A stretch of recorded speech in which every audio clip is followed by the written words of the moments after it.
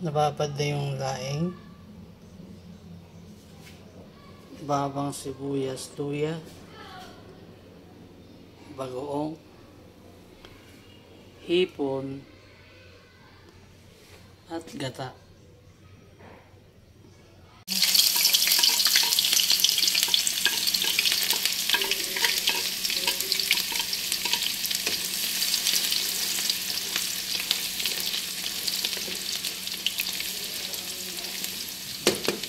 Tapos yung bawang naman,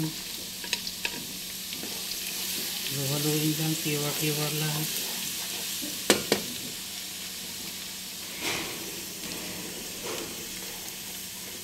Tapos yung luya na rin. Yan.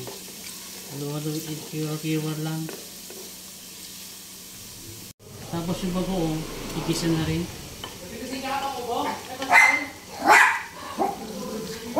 Kiwar ko na ulit.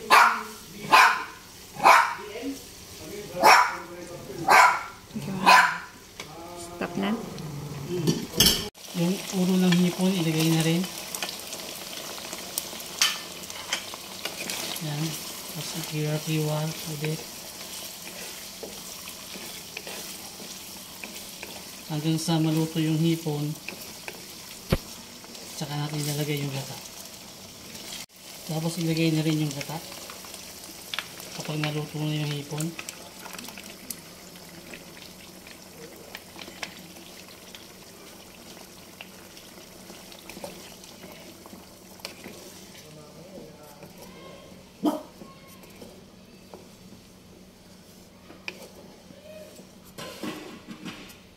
Tayin ko na. Tapos lagyan ng isang cup na tubig.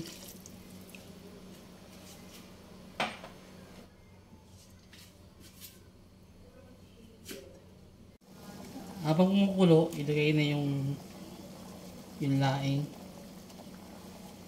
Unang gabi.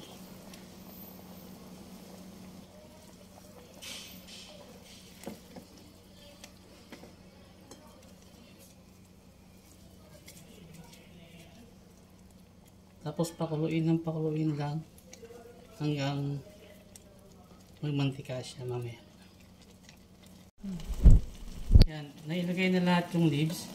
Tapos wag yung ganong haluin kasi may makati.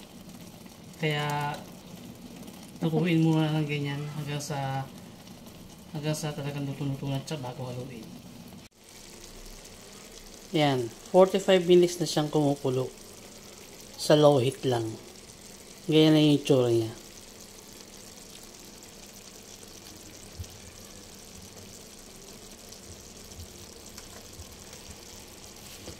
Tapos lalagyan pa natin ng gata ulit.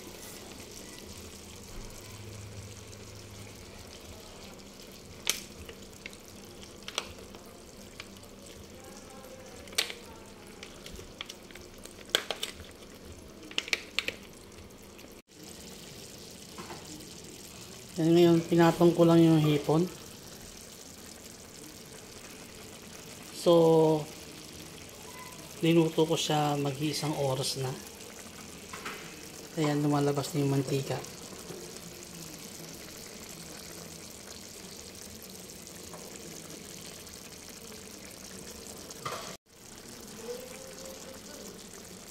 Ngayon tapos na siya.